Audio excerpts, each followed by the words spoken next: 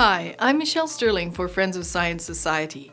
Today in Climate Conversations, we talk with Ottawa energy policy consultant Robert Lyman.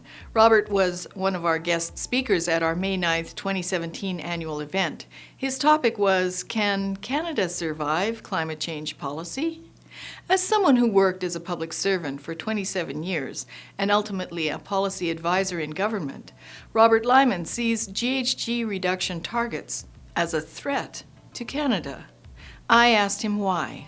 The threat that they entail arises from the unreality or unattainability of the emissions reduction targets that governments have adopted over the course of the 30 years that climate change has been a major topic. Governments have adopted a succession of increasingly more demanding emission reduction targets. And currently, we're committed to reduce emissions by 17% from 2005 levels by 2020, and by 30% from 2005 levels by 2030.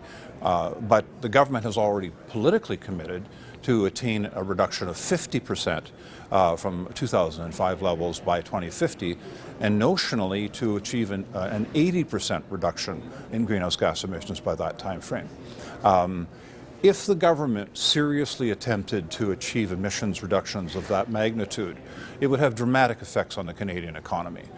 Even at the 50% reduction level, you'd essentially be eliminating all emissions from oil and gas, from electricity generation, and from the energy-intensive industries in the country, which includes notably mining, petrochemicals, steel, automobile parts and so on, and cement. Very, very large industries that now constitute important sources of economic growth in the country. Shocking. To meet the ambitious targets set for us by our government, effectively all major industries in Canada would have to be shut down, meaning near total economic devastation. But what about clean tech as a solution? That's one of the most seductive measures that come out of the climate activist hymnbook, if you will. The notion that there exists just around the corner a whole series of new technologies that are going to reduce emissions dramatically. And I worked in the energy policy field for over 20 years. Those same messages were in place 20, even 30 years ago.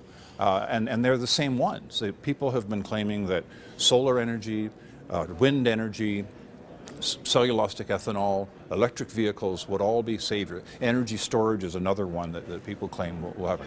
Someday, it's possible that those transformations, those new discoveries and commercialization of technologies will happen. But we've waited many, many decades, and they haven't. And the most important thing, in a way, is that there's no way to predict when a scientific discovery will occur or what the pace of introduction of a new technology will be.